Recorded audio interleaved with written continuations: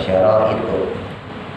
Bismillahirrahmanirrahim. Qala musannif rahimahullahu ta'ala wa nafa'na bihi wa bi barakati ulumihi fid dharain amin. Pasal selanjutnya wasyaraitu wujubi sholati, adapun persyaratan wajibnya sholat itu salah satu asya'a, ada 3 perkara. Ini nanti kita belajarin syaratnya, bukan rukun. Nanti setelah ini baru rukun. Ingat, ada syarat, ada rukun. Kalau syarat berarti sebelum, tapi kalau rukun berarti saat. Ya, ingat-ingat. Kalau syarat sholat berarti sebelum sholat, tapi kalau rukun sholat berarti saat melakukan sholat. Nah, ini berarti sebelumnya. Yang pertama, al-islamu Islam. Ya, jelas agamanya harus Islam. Orang kafir mau sholat jengkang-jengking bolak-balik nggak sah. Walaupun dia pakai wudhu, walaupun dia bisa baca Fatihah, tetap nggak sah. Nah, ini benar. Wal bulugu, kemudian yang kedua adalah balik. Ya, balik juga syarat wajibnya sholat. Orang kalau sudah balik wajib sholat. Ya, kalau laki-laki ditandai dengan keluarnya air mani, air sperma. Dulu udah kita bahas ya. Sedangkan perempuan ditandai dengan halangan, haid. Nah, gimana kalau seandainya laki-laki belum keluar air mani, perempuan belum haid, usia sudah 17 tahun. Nah, pertanyaan saya, dihukumi balik apa enggak? Boleh. Kenapa dihukumi balik? Usianya 17. Kalau dia usianya 16, balik juga. Kenapa? Karena batasan balik adalah 15. Ingat-ingat ya. Kalau ada laki-laki atau perempuan kok belum keluar air mani atau belum halangan ya, kalau dia usianya udah 15 tahun maka tetap dihukumi balik. Jadi usia balik itu diukur maksimal 15 tahun. Seketika itu juga wajib buat dia sholat ya, jadi nggak ada lagi alasan untuk meninggalkan sholat. Lalu yang ketiga, wal aqlu, dan berakal.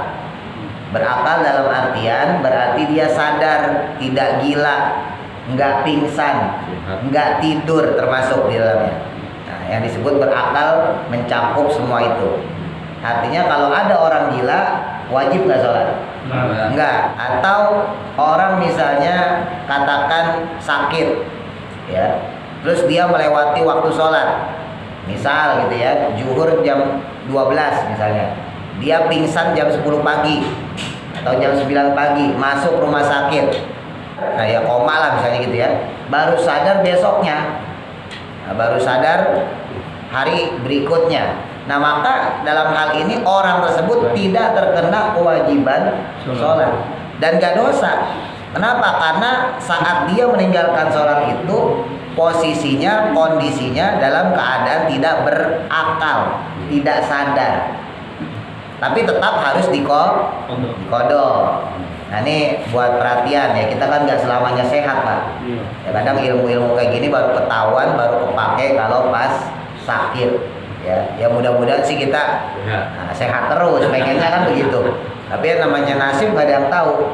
Nah, jadi seandainya, nauzubillah, ada seseorang ya kemudian dia terkena stroke misalnya gitu, jam 9 atau jam 10 pagi terkena stroke, nah baru sadar besok harinya, berarti dia meninggalkan sholat zuhur, asar, maghrib, isya, subuh, 5 waktu ditinggalin.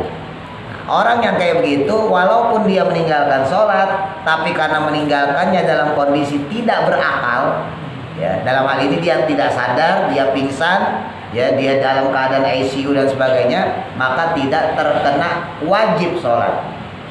Kalau tidak terkena wajib sholat, maka dia tidak meninggalkan sholatnya itu tidak berdosa. Tapi kalau masalah kodok, tetap harus wajib kodok. Masalah dosanya enggak. Mabuk termasuk di dalamnya. Ya, pokoknya hilang kesadaran, Ya, hilang kesadaran, tidak berakal ini mencakup semua. Ya pingsan, ya mabok, ya di ICU. Ketiduran. Nah, termasuk tadi saya bilang ketiduran. Karena ketiduran juga kan nggak berakal, Pak. Fungsi akalnya lagi nggak ada. Ya, tapi nanti kalau ketiduran ada lagi pembahasannya. Kalau dia ketidurannya ngedapetin waktu sholat, maka hukumnya tetap dosa. Misal ada orang begadang, ronda. Ronda sampai azan subuh. Allahu Akbar. Oh, udah selesai nih, pulang yuk. Kan dia dapat azan subuh ya. Lah sampai rumah kok tidur. Tidur dulu bentar deh, 15 menit, cepet banget nih mata. Tidur niatnya 15 menit, tapi kebablasan. Bangun jam 8, jam 9 pagi, maka dia dosa. Kenapa? Karena dia masuk dalam jam atau waktunya sholat subuh. Atau misalnya kita habis dagang atau habis pergi atau habis kerja capek gitu ya. Nah, pulang misalnya jam 10, belum waktu zuhur nih. Ya, masih jam 10 pagi, kita tidur. Nah, kita tidur, kemudian jam 1 bangun. Jam berapa nih? Jam 1 siang. Pengen sholat zuhur, tapi mata masih sempet. Nah, kan sering kayak gitu kita. Ngulet doang akhirnya. Ntar deh setengah jam lagi. Ntar deh sejam lagi. Ntar aja deh sholat zuhurnya jam 2, masih jam 1 ini. Kita tidur lagi. Udah pas bangun, bablas, atau jam 4. Udah lewat berarti udah masuk ke asar. Orang yang kayak gini dosa. Kenapa? Karena dia ngedapetin waktu zuhur. Beda halnya Bapak tidur jam 10 pagi, bablas. Ya bablas sampai asar, sampai jam 4 misalnya gitu. Atau bablas sampai besoknya belum besok misalnya gitu. Ada orang itu ada. Imam Mahdi ada itu. Tapi kalau seandainya kita masih ngedapetin waktu sholat lah kok kita malah tidur lagi ya, atau kita leyeh-leyeh melalaikan sholat, maka kita berdosa karena kita mendapatkan kesempatan untuk menunaikan sholat. Nah, jadi hati-hati ya, jangan diremehin.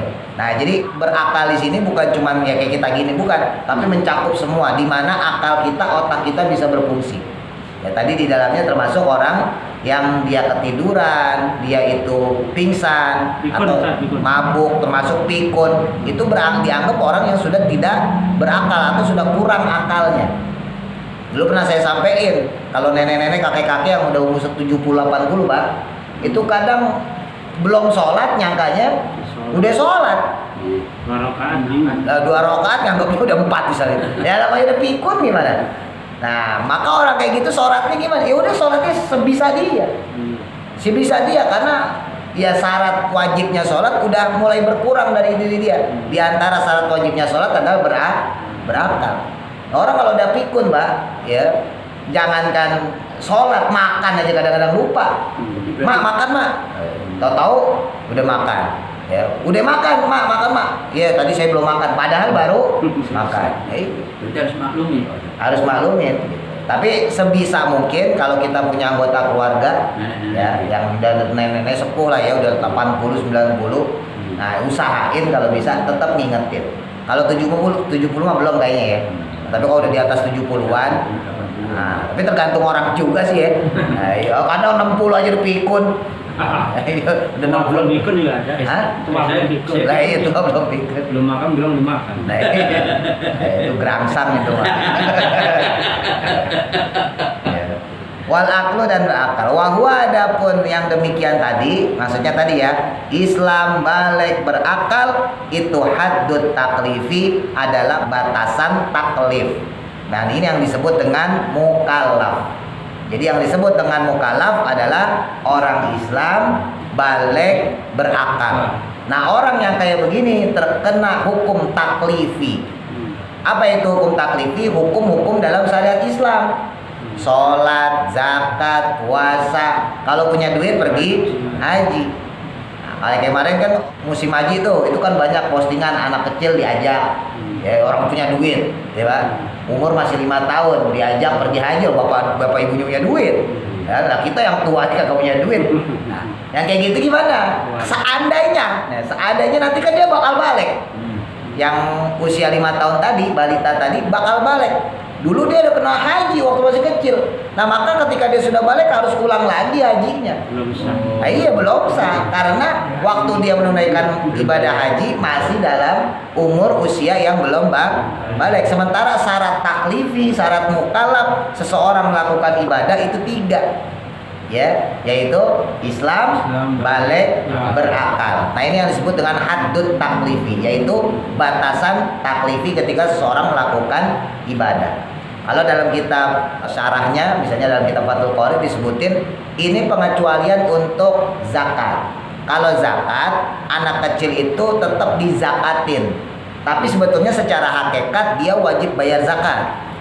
Gitu. Jadi kalau anak kecil Pak, usia 2 tahun, 3 tahun, kan nggak bisa dia ke masjid, ke musola sendiri, datang ke mustahik sendiri buat bayar zakat. Sementara zakat juga ibadah, zakat fitrah misalnya gitu ya, kan zakat fitrah juga ibadah. Berarti namanya ibadah syaratnya juga 3 sama kayak sholat ya, syaratnya Islam, balik, berakal. Nah masalahnya kalau anak usia 2 tahun atau anak usia 3 tahun, mana bisa dia bayar zakat sendiri, kan begitu.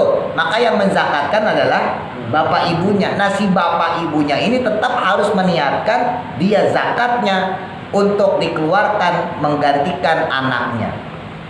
Dan andai kata dia anak yatim, nah gimana anak yatim? Maka andai kata dia punya uang hasil warisan dari bapak ibunya yang sudah meninggal, maka tetap wajib dikeluarkan. Anak yatim tadi ya, yang usianya 2 tahun 3 tahun, yang belum bisa berangkat ke musola sendiri, ke masjid sendiri, menunaikan zakat sendiri, maka si anak tadi harus diambil duit warisan dari orang tuanya untuk digunakan membayar zakat. Jadi artinya sekalipun nih anak belum balik, walaupun ketentuan ibadah itu harus balik, maka tetap dia harus menunaikan zakat. Nah ini tadi saya sampaikan untuk pengecualian pada zakat. Adapun untuk ibadah yang lain tetap harus syarat 3 tadi, Islam, balik, berakal. Amin ya. Nah makanya dulu pernah saya sampaikan, kalau Bapak masih ingat, andai kata kita punya anak, ya andai kata kita punya cucu, terus kita niat membayar zakat, ya hati-hati dalam niat zakat itu ada kalimat wa antalzamuni nafaqatuhu. Ya kalau niat zakat, kita niat zakat nih, kita zakatin istri sama anak seandainya. Itu kita niat nawaitu an ukhrija, nawaitu saya niat an ukhrija mengeluarkan zakat al-fitri, zakat fitrah, an nafsi untuk diri saya, wa amman dan untuk orang, talzamuni yang wajib bagi saya, nafaqatuhum menafkahi mereka, fardhu lillahi ta'ala, fardu karena Allah ta'ala. Makanya nggak boleh ketika ada orang zakat, yang zakatin bukan suaminya, yang zakatin bukan kepala keluarga.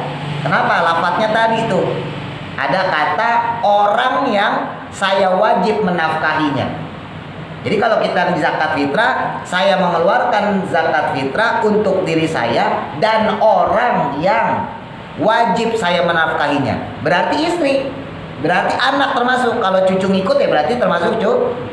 Jangan sampai anaknya yang disuruh bayar zakat. Jangan sampai cucu kita yang kita suruh bayar zakat. Apalagi pembantu.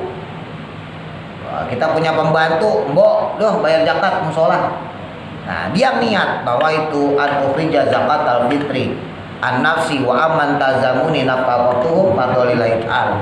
Pembantu kita yang ngomong, saya niat mengeluarkan zakat fitrah untuk diri saya dan orang yang saya nafkahi keluarganya. Nah, ini yang nafkahi siapa? Pembantu atau majikan, kan begitu. Ya, ini salah tapi kaprah di masyarakat kita. Hati-hati, kita punya saudara, ingatin. Kita punya keluarga, ingatin, termasuk diri kita sendiri. Nah waktu itu sempat saya singgung, ya. Nanti Bapak kalau punya anak atau punya cucu, punya ponakan udah agak besar, 15 tahun, 16 tahun, 17 tahun, sekalipun dia belum kerja, kalau buat zakat kasih. Belajar bayar zakat sendiri. Sama seperti kita melatih sholat. Ya, sholat kan kita latih Pak anak kecil.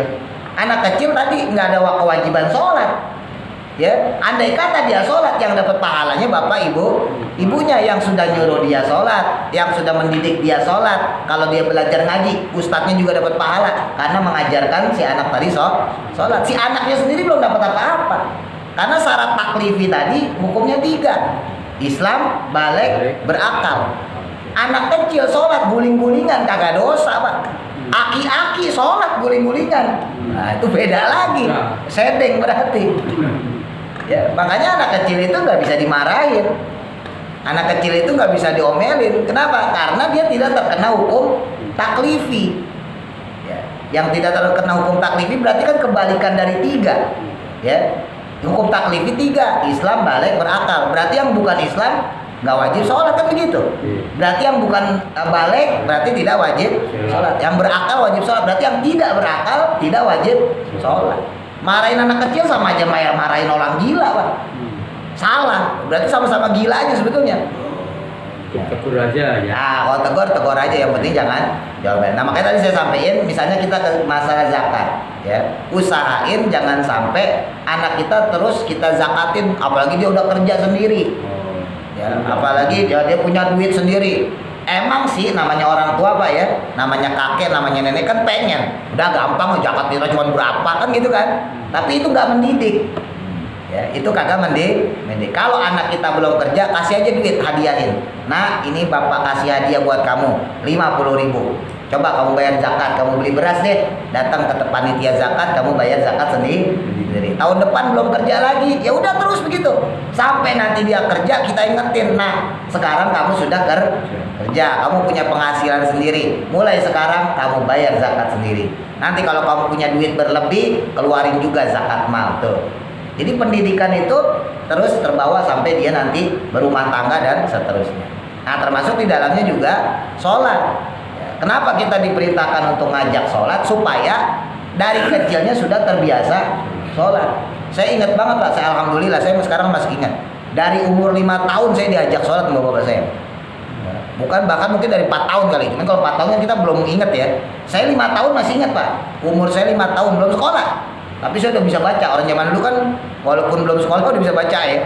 Nah, saya udah belajar baca itu, A, B, C, D itu udah bisa ini. Saya ingat banget 5 tahun tuh saya udah diajak bapak saya ke musola, ke masjid sholat. Nah, makanya kaitan orang tua kepada anak, kepada cucu dan sebagainya itu sangat erat banget, Pak. Iya, pengaruhnya sangat besar. Ya, kalau kita sebagai orang tua ngeremehin masalah sholat, kelak nanti anak kita udah gede juga bakal ngeremehin sholat. Anak kita punya anak, berarti cucu kita, anaknya juga bakal ngeremehin sholat. Ya begitu terus ila yaumil qiyamah. Ya. Tapi kalau kita berusaha untuk rajin sholat, kalaupun emang udah nggak bisa diatur, setidaknya kita nyontoin, insya Allah suatu saat dia bakal ingat, oh iya, dulu bapak saya suka sholat maghrib, dia sholat isya, subuh, maghrib, dan seterusnya, bapak saya rajin sholat. Suatu saat, andai pun sekarang dia nggak sholat, suatu saat dia bakal melaksanakan sholat. Ya. Nah, jadi untuk hukum taklifi seperti itu. Ketika seseorang sudah Islam, baligh, berakal, terkenalah hukum dosa dan pahala. Ya, jadi kalau dia melakukan dosa, dia mendapatkan ganjaran dosa. Kalau dia melakukan kebaikan, dia mendapatkan ganjaran pahala. Washolawatu, dan juga sholat. Ya, sholawat di sini bukan sholawat, tapi sholat. Jamaknya sholawat. Ya, sholawat dalam artian sholat. Dan sholat al-masnunatu yang disunahkan. Itu khamsun, ada 5. Maksudnya yang sangat muakkad, ya, yang sangat ditekankan. Sholat yang amat sangat disunahkan itu ada 5 setidaknya. Yang pertama al-idani, yaitu sholat id 2. Berarti sholat Idul Fitri sama Idul Adha, ya. Itu sunnahnya sunnah muakkadah, sangat dianjurkan. Wal kusufani, dan sholat kusuf. Nah, sholat gerhana matahari sama gerhana bulan. Kalau gerhana matahari disebut khusuf, kalau sholat gerhana bulan disebut kusuf. Wal istisqa'u, dan sholat istisqa, sholat minta hujan. Nah, sholat id, sholat gerhana, baik itu matahari atau bulan, dan juga sholat istisqa, ini idealnya, Pak, itu kayak sholat Jumat, ada khutbahnya. Ya, bedanya kalau sholat Jumat khotib dulu naik mimbar gitu. Khotib naik mimbar, kemudian khutbah, habis itu baru sholat. Itu kalau sholat Jumat. Tapi kalau untuk sholat Id, baik itu Idul Fitri, Idul Adha, sholat kusuf, gerhana matahari maupun gerhana bulan, dan sholat istisqa, ini yang dilakukan adalah sholat dulu, baru kemudian khutbah.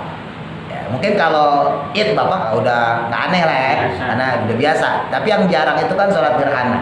Nah, sholat gerhana juga sama. Ya, sholat istisqa juga sama. Jadi sholatnya diduluin, baru kemudian khutbah. Nah, saya beberapa kali juga ngadain sholat gerhana kalau di sana itu. Nah, untuk sholat istisqa yang jarang sekali, belum pernah. Ya. Jangan terus jangan banjir. Karena takut kebanjiran. Ya. Nah, tapi andai kata, ini andai kata ya.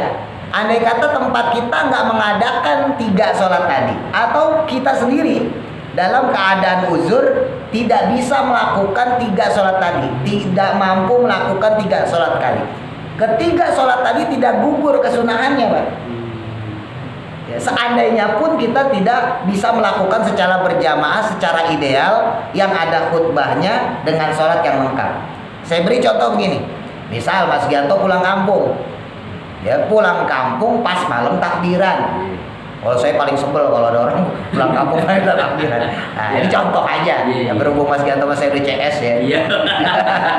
Nah, kalau bisa saya saranin kalau Bapak pulang kampung jangan malam takbir. Kalau mau sebelum malam takbir atau sesudah lebaran.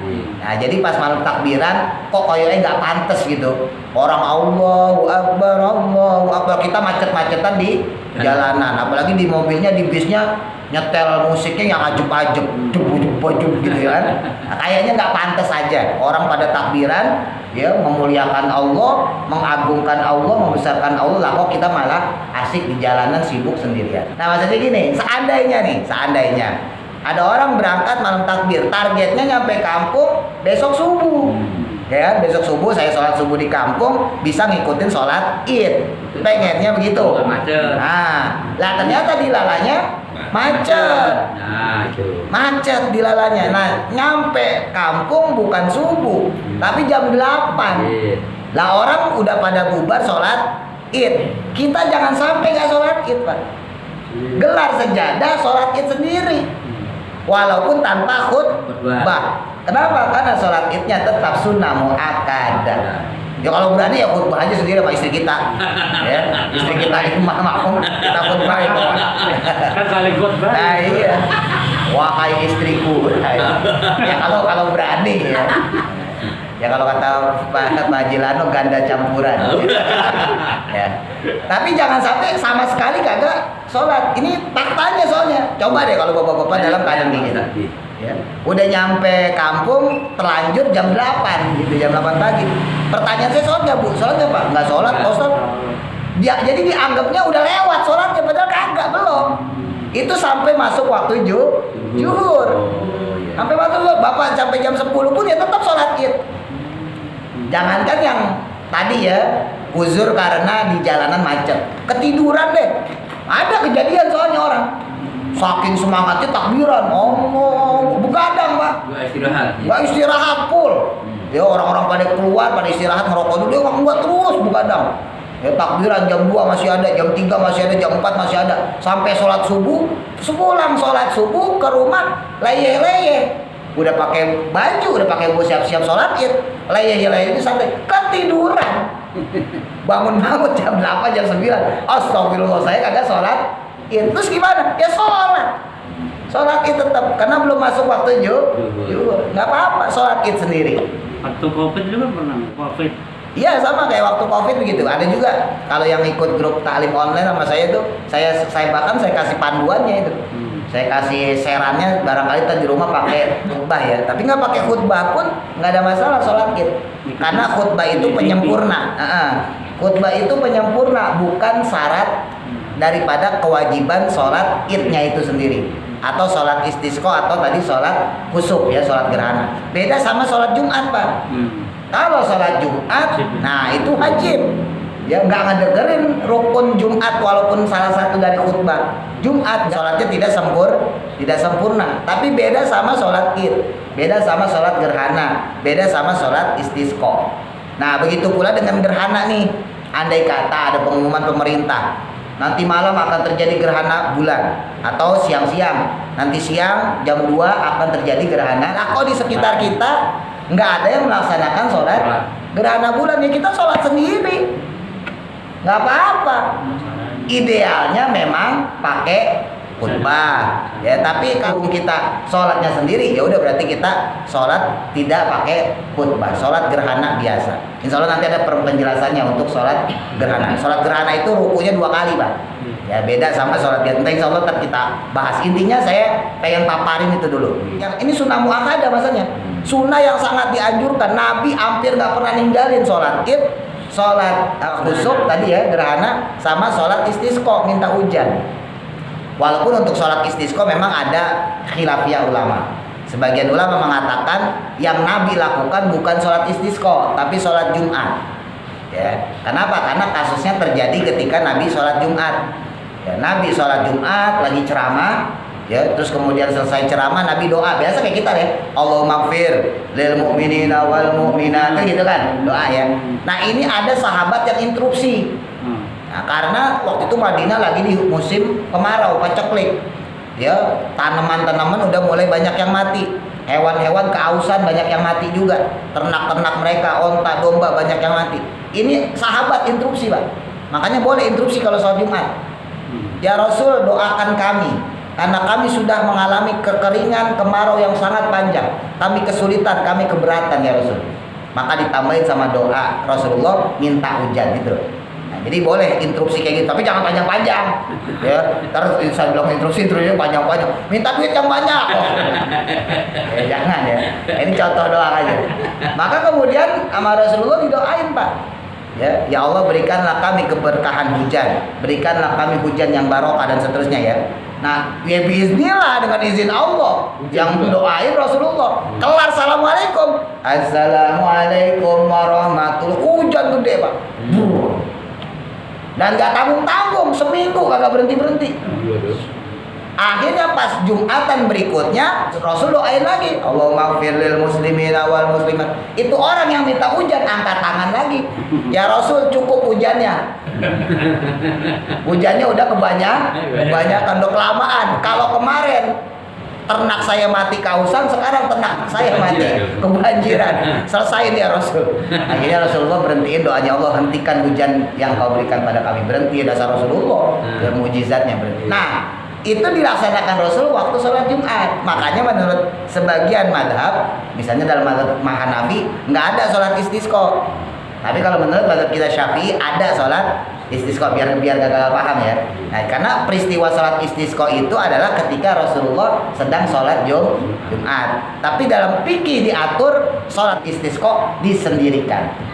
Soalnya nanti ada penjabaran tentang sholat istisqa. Sama sholat istisqa juga ada beberapa ketentuan tersendiri. Tadi udah ya, yang 5 ya. Sholat Id, Idul Fitri, Idul Adha 2. Sholat gerhana, matahari gerhana bulan 3, 4 ya. Dan yang kelima sholat istisqa. Wasunanu dan adapun sunnah ya, sholat sunnah at-tabi'atu yang mengikuti lil faraidi pada sholat fardu itu sab'ata asyra rakaatan, jumlahnya ada 17 rakaat ya. Ini sholat qobliyah ba'diyah Pak berarti ya. Nah yang pertama untuk sholat qobliyah ba'diyah atau sholat yang mengikuti sholat fardu, biasa kita sebut juga sholat maktubah ya. Yaitu yang pertama rakaat al-fajri, sholat 2 rakaat fajar yang kita sebut dengan qobliyah subuh. Wa arbaun dan kemudian 4 rakaat qobla zuhri sebelum sholat zuhur, berarti qobliyah zuhur. Jadi qobliyah zuhur bagusnya 4 bukan 2 sebetulnya. Tapi Pak Ustadz saya biasa 2, boleh nggak? Boleh, nggak apa-apa.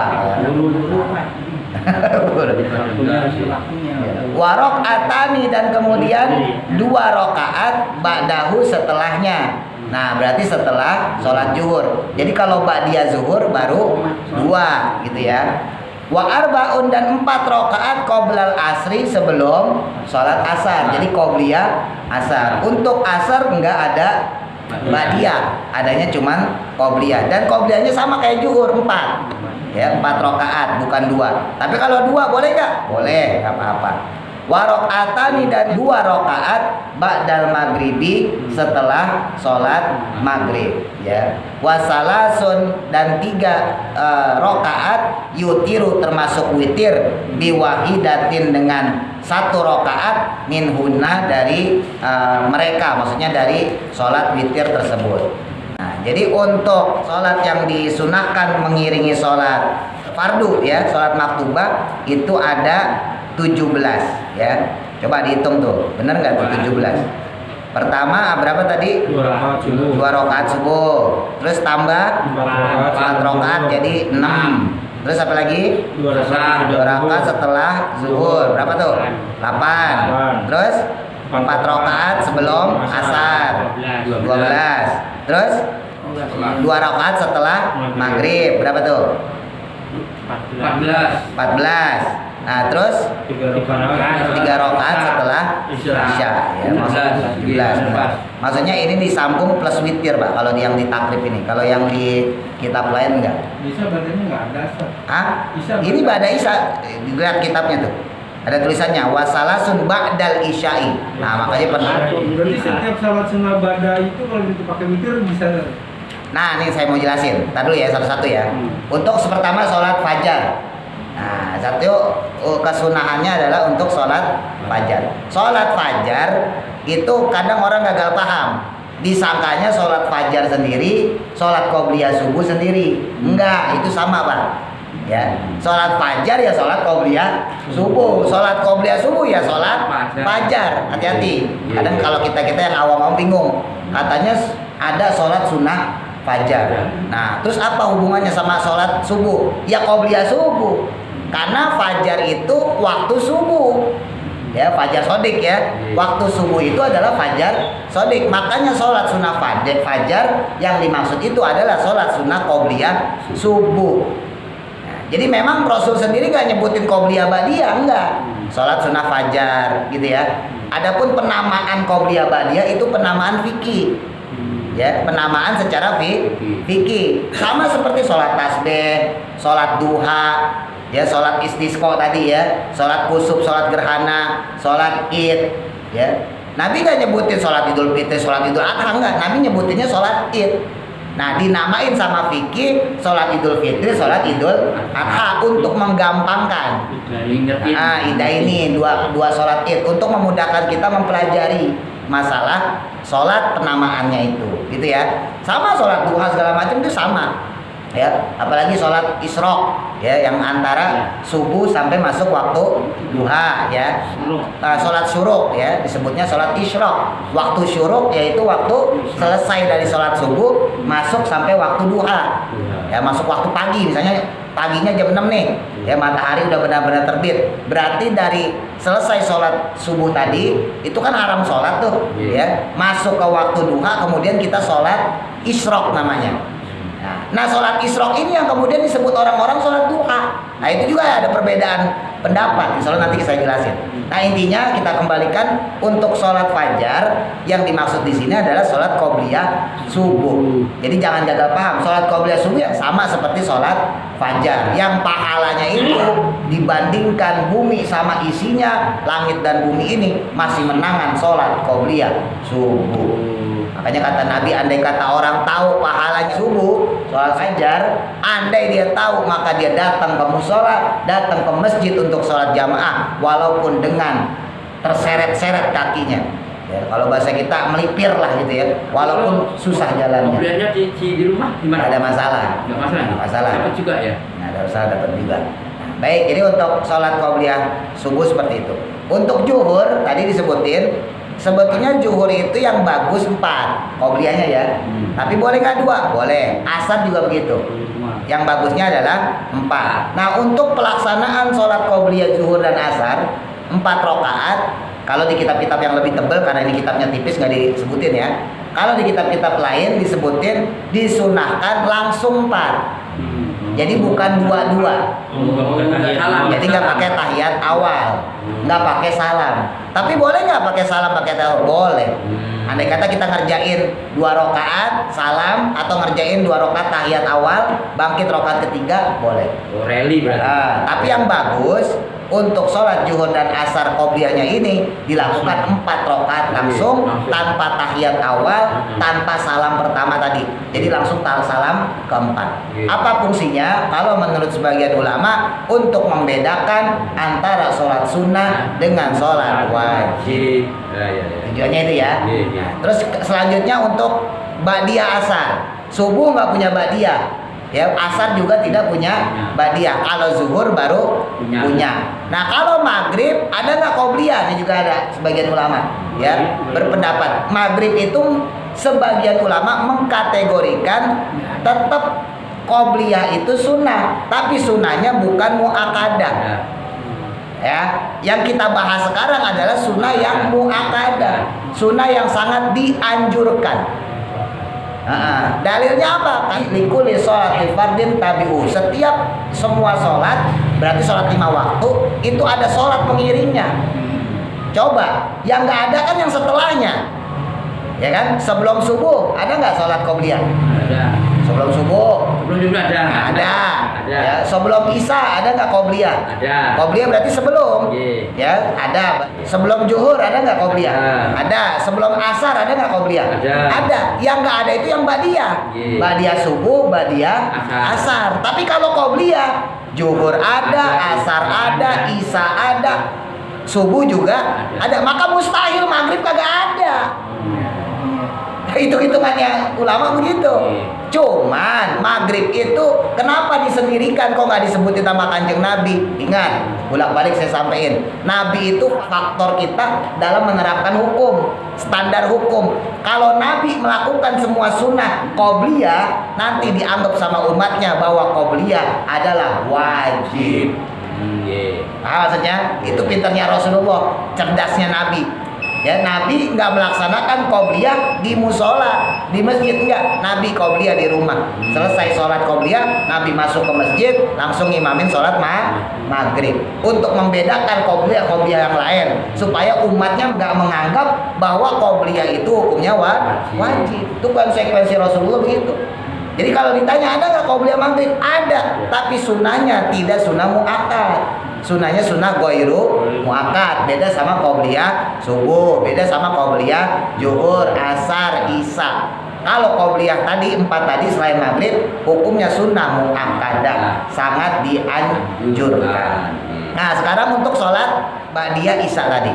Nah, sholat ba'diyah isya ini ya qobliyahnya sama kayak maghrib tadi, qobliyahnya sunnah ghairu muakkad. Justru yang muakkadanya adalah sholat ba'diyahnya. Nah, nanti baru ke Bang Madi. Kita bedain hukumnya dulu ya. Nah, makanya kadang saya suka aneh, ada orang sholat isya qobliyah dijalanin, ba'diyahnya malah ditinggal. Aneh Pak sebetulnya. Karena justru yang muakkadah adalah ba'diyah isyanya. Paham maksudnya? Ya kan jadi aneh Pak. Ini kan sama aja kita ditawarin duit 50.000 apa 100.000. 50.000 sebelum sholat. Kalau kamu mau 100.000 ya ntar habis sholat. Lah yang kita ambil yang 50.000 sebelum sholat. Lah ya nggak apa-apa sih, nggak dapat sama sekali ya. Tapi kan habis sholat kalau kita ngambil yang 100.000 lebih banyak, lebih bagus gitu. Buru-buru waktunya. Nah, makanya tadi saya sampaikan. Nah, andai kata yang kayak begini, makanya waktu pas ya maaf ya pas terawih kemarin saya ngomong, kok lucu sholat terawih malah ninggalin sholat ba'diyah. Justru ba'diyah itu yang muakkad. Kalau di Fathul Mu'in Pak disebutin ya, muakkad itu juga ada derajatnya Pak, ada tingkatannya. Yang paling tinggi itu diantaranya adalah sholat qobliyah ba'diyah. Itu yang paling tinggi, melebihi sholat terawih. Melebihi sholat terawih, beda sama witir ya. Paling utama tuh witir malah.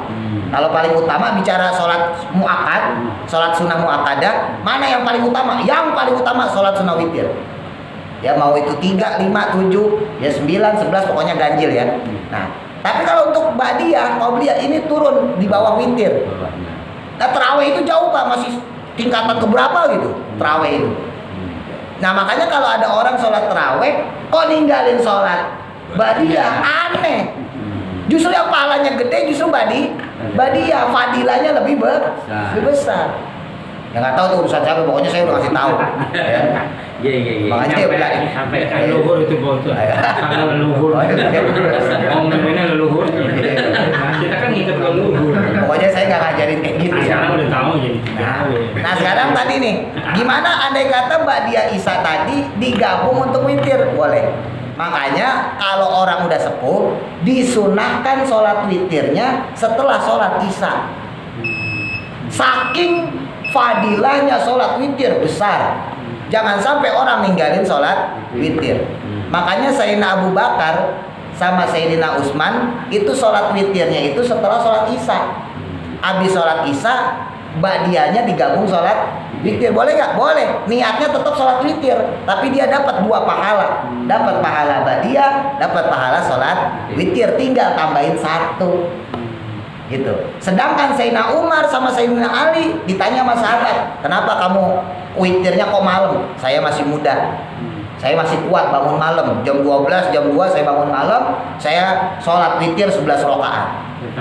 Sholat tahajud sekalian. Nah itu nggak apa-apa. Nah makanya kalau di kitab-kitab fikih buat orang yang udah sepuh disunahkan sholat witirnya setelah sholat Isya. Jangan nungguin tidur dulu. Karena kalau nungguin tidur nanti kemungkinan bablas masuk subuh, malah nggak laksanain sholat witir. Tapi kalau buat yang muda justru sunahnya tidur dulu, digabungin nanti sama sholat tahajud. Jadi setelah tidur bangun nggak usah sholat tahajud, langsung sholat witir 11 rakaat. Ya terserah mau 9 boleh ya, tapi nggak usah disendirikan dengan tahajud. Boleh nggak tahajud 2, witir 3? Boleh nggak? Boleh. Tapi yang afdol justru 5 langsung dengan niat sholat witir. Kenapa? Karena sudah tidur maka dia dapat pahala 2. Dapat pahala sholat witirnya, dapat pahala tahajudnya karena sudah tidur. Ini ilmu nih. Otomatis Ya. Kalau bapak bangun tidur pengen sholat, niatnya pengen sholat tahajud 2 rakaat, sholat witir 3. Ya.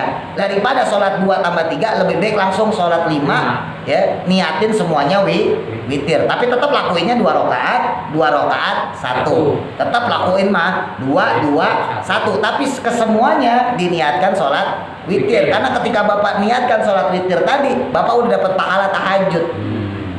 Gitu. Ya sama kayak sholat Badiah tadi itu. Kenapa Badiahnya 3? Karena Badiahnya langsung digabung sama sholat witir. Silakan dipraktekkan kalau saya ntar kalau udah tua. Ya, kalau saya insya Allah kalau udah tua, saya ngomong sama Satan nih kalau saya di Betulun saya ngomong nanti saya kalau udah tua juga umur 50 lah ya. Saya habis sholat Isya, ya sholat witir. Nah berhubung saya masih muda, saya masih bisa bangun malam. Witirnya 3 dilangsungin sampai Enggak, 2 plus 1. 2 plus 1. Jadi jangan 2 digabung. Coba baca tadi itu. Baca biar paham ya. Ini sama rakatan Ustaz ya. Hah? Rakaat ini sama rakatan. Baca yang di bawah tadi. Ba'dal isya'i yutiru biwahidatin. Ini bukan saya ngomong nih. Ini kitabnya. Ya, biwahidatin. Wahid itu artinya apa? 1.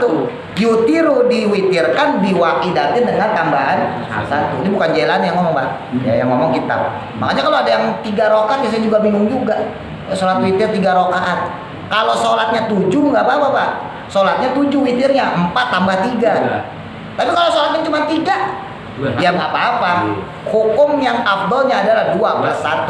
Karena dengan 2 plus 1 maka tahiyat 2 kali dilakukan, salam 2 kali dilakukan. Dalam kaidah fikih makin banyak ibadah yang dilakukan, fadilahnya, afdolnya makin besar. Bayangin kalau Bapak sholat witir langsung 3. Sholat witirnya jangan pakai tahiyat kalau 3.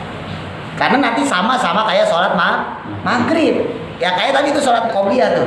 Jangan sama supaya dengan sholat fardu, jangan sholatnya pakai tahiyat awal. Begitu pula sholat witir. Makanya ketika orang melaksanakan sholat witir 3 rakaat, maka dia kehilangan peluang paling sedikit 2. Ya, 2 fadilah, yaitu fadilah tahiyat awal, yang kedua fadilah salam. Ya, dia jadi cuma ngelakuin 1 kali tahiyat akhir. Salamnya juga cuma 1. Bayangin kalau dia melaksanakan 2 plus 1, maka dia 2 kali tahiyat, ya dong. 2 rakaat tahiyat salam, terus yang 1 rakaat tahiyat lagi kemudian salam. Terakhir ya. Wasala sunawa fili muakadatun. Dan adapun 3 sholat yang sunnah muakkad, sholatul laili sholat malam, wa sholatud duha dan sholat duha, wa sholatut tarawih dan sholat tarawih tuh. Kan berarti yang dibahas duluan apa? Yang tadi kita qobliyah ba'diyah dulu kan? Baru sholat tarawih terakhir, Pak. Dibandingin sholat malam, maksudnya sholat witir atau sholat duha, pangkatnya lebih gede. Nah, makanya aneh tadi kalau ada orang sholat raweh justru ninggalin sholat ba'diyah. Iya. Ninggalin sholat ba'diyah sayang gitu ya. Insyaallah kita lanjutkan. Wallahu a'lam. Mudah-mudahan manfaat.